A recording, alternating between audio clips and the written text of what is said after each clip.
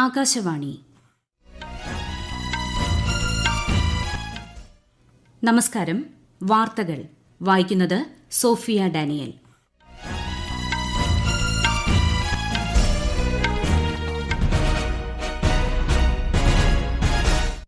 പ്രധാന വാർത്തകൾ.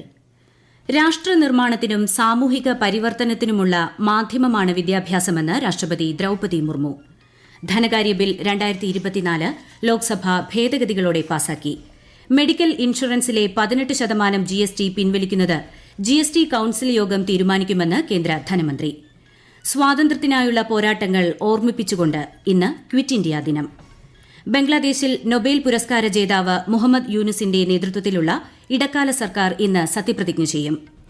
വയനാട് മുണ്ടക്കൈ ചൂരൽമല ദുരന്ത ബാധിതരുടെ പുനരധിവാസം 3 ഘട്ടങ്ങളിലായി നടപ്പാക്കുമെന്ന് മന്ത്രിസഭാ ഉപസമിതി. പാരീസ് ഒളിമ്പിക്സിൽ സ്വർണ്ണ പ്രതീക്ഷയുമായി ഇന്ത്യയുടെ നീരജ് ചോപ്ര ഇന്ന് മത്സരിക്കും. ഇന്ത്യൻ ഗുസ്തി താരം വിനേഷ് ഫോഗട്ട് വിരമിക്കൽ പ്രഖ്യാപിച്ചു. വാർത്തകൾ വിശദമായി.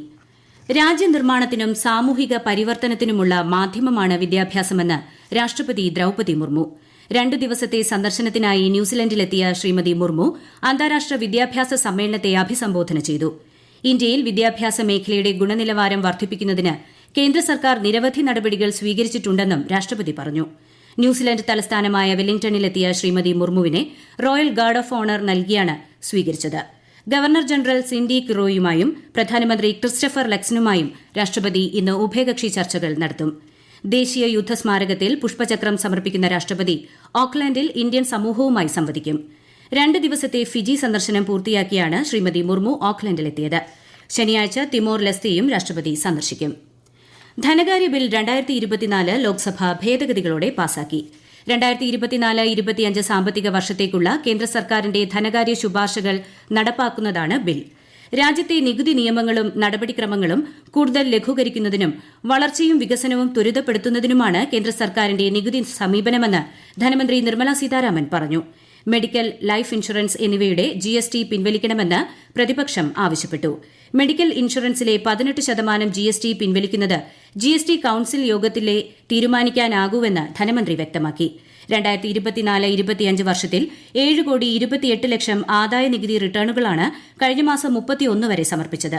ഇത് കഴിഞ്ഞ വർഷത്തെ അപേക്ഷിച്ച് 7.5% വർധനയുണ്ടെന്നും ധനമന്ത്രി അറിയിച്ചു. ഇത്തവണത്തെ സ്വാതന്ത്ര്യദിനത്തിൽ ISRO ഇന്ത്യയുടെ സ്മോൾ സാറ്റലൈറ്റ് ലോഞ്ച് വെഹിക്കിളിന്റെ 3ാമത്തെയും അവസാനത്തെയും പരീക്ഷണ വിക്ഷേപണം നടത്തും. SSLV ഉപയോഗിച്ചായിരിക്കും 175.5 കിലോഗ്രാം ഭാരമുള്ള ഭൌമ നിരീക്ഷണ ഉപഗ്രഹമായ EOS-08 ഭ്രമണപഥത്തിൽ എത്തിക്കുക.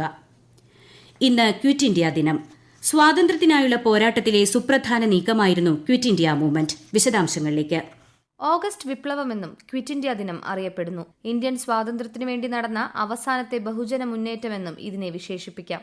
ഇന്ത്യയ്ക്ക് ഡൊമീനിയൻ പദവി നൽകുന്നതിനുള്ള ക്രിപ്സ് മിഷൻ പരാജയപ്പെട്ടതിനെ തുടർന്നാണ് ബ്രിട്ടീഷുകാർ എന്നേക്കുമായി ഇന്ത്യ വിടുക എന്ന മുദ്രാവാക്യവുമായി മഹാത്മാഗാന്ധി 1942 ക്വിറ്റ് ഇന്ത്യ സമരത്തിന് തുടക്കമിട്ടത്. 1942 ജൂലൈ 6 മുതൽ 14 വരെ വർദ്ധയിൽ നടന്ന ഇന്ത്യൻ നാഷണൽ കോൺഗ്രസിന്റെ പ്രവർത്തക സമിതി ഇത് സംബന്ധിച്ച പ്രമേയം പാസാക്കി. ഓഗസ്റ്റ് ആദ്യം ചേർന്ന അഖിലേന്ത്യാ കോൺഗ്രസ് കമ്മിറ്റി പ്രമേയത്തിന് അംഗീകാരം നൽകിയതോടെയാണ് 1942 ഓഗസ്റ്റ് 8 ക്വിറ്റ് ഇന്ത്യ സമരം ആരംഭിച്ചത്. News desk, Akashvani. ബംഗ്ലാദേശിൽ നൊബേൽ പുരസ്കാര ജേതാവ് മുഹമ്മദ് യൂനുസിന്റെ നേതൃത്വത്തിലുള്ള ഇടക്കാല സർക്കാർ ഇന്ന് സത്യപ്രതിജ്ഞ ചെയ്യും. സൈനിക തലവൻ ജനറൽ വക്കർ ഉസ് സമാൻ ഇന്നലെ മാധ്യമങ്ങളെ അറിയിച്ചതാണ് ഇക്കാര്യം. രാജ്യം എത്രയും വേഗം പൂർവ്വസ്ഥിതിയിൽ എത്തുമെന്ന് പ്രതീക്ഷിക്കുന്നതായും കഴിഞ്ഞ കുറച്ചു നാളുകളായി കുറ്റകൃത്യങ്ങൾ നടത്തിവരുന്നവർക്ക് തക്ക ശിക്ഷ നൽകുമെന്നും അദ്ദേഹം പറഞ്ഞു. അതേസമയം ജനങ്ങൾക്ക് ഏതെങ്കിലും തരത്തിലുള്ള ഭീഷണി നേരിടേണ്ടി വന്നാൽ അടുത്തുള്ള സൈനിക ക്യാമ്പിൽ അറിയിക്കേണ്ടതാണെന്ന് സൈന്യം അറിയിച്ചു. രാഷ്ട്രീയ വിഗ്യാൻ പുരസ്കാരം കേന്ദ്ര സർക്കാർ പ്രഖ്യാപിച്ചു. ഇത്തവണ ചന്ദ്രയാൻ 3 ദൌത്യത്തിന്റെ പിന്നിൽ പ്രവർത്തിച്ച ISROയിലെ ശാസ്ത്രജ്ഞർക്കാണ് പുരസ്കാരം നൽകുന്നത്. ശാസ്ത്ര സാങ്കേതിക മേഖലയിലെ മികവിന് രാജ്യം നൽകുന്ന പരമോന്നത അംഗീകാരമാണ് രാഷ്ട്രീയ വിഗ്യാൻ പുരസ്കാരം. വിഗ്യാൻ രത്ന അവാർഡ് IIST മുൻ ഡയറക്ടർ പ്രൊഫസർ G. പത്മനാഭന് സമ്മാനിക്കും. ദേശീയ ശാസ്ത്ര ദിനത്തോടനുബന്ധിച്ച് ഈ മാസം 23 നടക്കുന്ന ചടങ്ങിൽ പുരസ്കാരങ്ങൾ വിതരണം ചെയ്യും. രാജ്യത്തെ 9 സംസ്ഥാനങ്ങളിൽ ഒഴിവ് വന്ന 12 രാജ്യസഭാ സീറ്റുകളിലേക്കുള്ള ഉപതെരഞ്ഞെടുപ്പ് തീയതി തിരഞ്ഞെടുപ്പ് കമ്മീഷൻ പ്രഖ്യാപിച്ചു. അടുത്ത മാസം 3-നാണ് വോട്ടെടുപ്പ്. വിജ്ഞാപനം ഈ മാസം 14-ന് പുറത്തിറക്കുമെന്ന് തിരഞ്ഞെടുപ്പ് കമ്മീഷൻ അറിയിച്ചു. 21 വരെ നാമനിർദ്ദേശ പത്രികകൾ സമർപ്പിക്കാം. സൂക്ഷ്മ പരിശോധന ഈ മാസം 22 നടക്കും. 10,000 ലോക്കോമോട്ടീവുകളിൽ കവച് 4.0 സ്ഥാപിക്കാൻ കേന്ദ്രാനുമതി. ട്രെയിനുകളുടെ വേഗത നിയന്ത്രിക്കാനും അപകടങ്ങൾ തടയാൻ ആവശ്യമെങ്കിൽ ബ്രേക്ക് പ്രയോഗിക്കാനും സാധിക്കുന്ന സംവിധാനമാണ് കവച്. അടുത്ത 2 വർഷത്തിനുള്ളിൽ കവച് സ്ഥാപിക്കാനുള്ള നടപടികൾ പൂർത്തിയാക്കാനാണ് മന്ത്രാലയം ലക്ഷ്യമിടുന്നതെന്ന് കേന്ദ്ര റെയിൽവേ മന്ത്രി അശ്വിനി വൈഷ്ണവ് ന്യൂഡൽഹിയിൽ മാധ്യമങ്ങളോട് പറഞ്ഞു. ഈ വാർത്തകൾ ആകാശവാണിയിൽ നിന്ന്. വയനാട് മുണ്ടക്കൈ ചൂരൽമല ദുരന്തബാധിതരുടെ പുനരധിവാസം 3 ഘട്ടങ്ങളിലായി നടപ്പാക്കുമെന്ന് മന്ത്രിസഭ ഉപസമിതി. നിലവിൽ ക്യാമ്പുകളിൽ കഴിയുന്നവരെ താൽക്കാലികമായി പുനരധിവസിപ്പിക്കുന്നതാണ് 1ാം ഘട്ടം. ഇതിനായി ബന്ധുവീടുകളിൽ പോവാൻ താൽപര്യമുള്ളവർക്ക് അതിനുള്ള സൌകര്യമൊരുക്കും. മറ്റുള്ളവരെ താമസിപ്പിക്കുന്നതിന് വാടക വീടുകളോ മറ്റ് സൌകര്യങ്ങളോ സർക്കാർ ചെലവിൽ കണ്ടെത്തി നൽകും. ഇതിനായി തദ്ദേശ സ്ഥാപനങ്ങളുടെ സഹകരണത്തോടെ വിപുലമായ പദ്ധതിക്ക് രൂപം നൽകിയതായി റവന്യൂ മന്ത്രി കെ രാജൻ അറിയിച്ചു. സ്ഥിരം വീടുകളിലേക്ക് മാറുന്നതിന് മുൻപുള്ള ഇടക്കാല ട്രാൻസിറ്റ് ഹോം സംവിധാനമാണ് 2ാം ഘട്ടത്തിൽ നടപ്പിലാക്കുക. സമ്പൂർണ്ണ പുനരധിവാസത്തിന്റെ ഭാഗമായുള്ള എല്ലാ സൌകര്യങ്ങളോടും കൂടിയ ടൌൺഷിപ്പ് പദ്ധതി 3ാം ഘട്ടത്തിലാണ് നടപ്പിലാക്കുകയെന്നും റവന്യൂ മന്ത്രി അറിയിച്ചു. വയനാട്ടിലെ ദുരിതാശ്വാസ ക്യാമ്പുകളിൽ കഴിയുന്നവർക്ക് ആവശ്യമെങ്കിൽ വിദഗ്ധ കൌൺസിലർമാരുടെ സേവനം ലഭ്യമാക്കുന്നതിനുള്ള നടപടികൾക്ക് സർക്കാർ രൂപം നൽകി. നിലവിൽ 136 കൌൺസിലർമാരുടെ സേവനമാണ് വിവിധ ക്യാമ്പുകളിലായി നൽകുന്നത്. വയനാട് ഉരുൾപൊട്ടൽ ദുരന്തത്തിന്റെ 9ാം ദിനത്തിൽ നിലമ്പൂരിൽ നിന്ന് 1 മൃതദേഹം കണ്ടെടുത്തു. വയനാട്ടിൽ നിന്ന് 1 നിലമ്പൂരിൽ നിന്ന് 3 ശരീരഭാഗങ്ങളും തിരച്ചിൽ സംഘങ്ങൾ കണ്ടെടുത്തു. ഇതോടെ വയനാട്ടിൽ നിന്ന് 148, നിലമ്പൂരിൽ നിന്ന് 77 എന്നിങ്ങനെ ഔദ്യോഗികമായി സ്ഥിരീകരിച്ച മരണസംഖ്യ 225 ഇതുവരെ 192 ശരീരഭാഗങ്ങളും കണ്ടെത്തിയിട്ടുണ്ട്. തിരിച്ചറിയാത്ത 46 മൃതദേഹങ്ങളും 180 ശരീരഭാഗങ്ങളും ഇതിനകം സംസ്കരിച്ചു. 59 പേരുടെ മരണത്തിനിടയാക്കിയ കവളപ്പാറ ഉരുൾപൊട്ടൽ ദുരന്തത്തിന് ഇന്ന് 5 വർഷം തികയുന്നു. 2019 ഓഗസ്റ്റ് 8-നാണ് നിലമ്പൂർ പോത്തുകല്ല് പഞ്ചായത്തിലെ കവളപ്പാറ മുത്തപ്പൻ മലയിടിഞ്ഞ് വൻ ദുരന്തം ഉണ്ടായത്.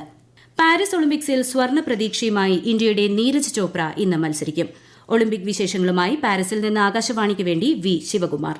പാരീസ് ഒളിമ്പിക്സിൽ ബുധനാഴ്ച നഷ്ടങ്ങളുടെ ദിവസമായിരുന്നു. രാവിലെ തന്നെ ഇന്ത്യൻ കായിക സംഘത്തെ ഞെട്ടിച്ച് ഗുസ്തി ഫൈനലിലെത്തിയ വിനേഷ് ഫോഗട്ടിന്റെ ഡിസ്ക്വാളിഫിക്കേഷൻ വാർത്ത പുറത്തുവന്നു.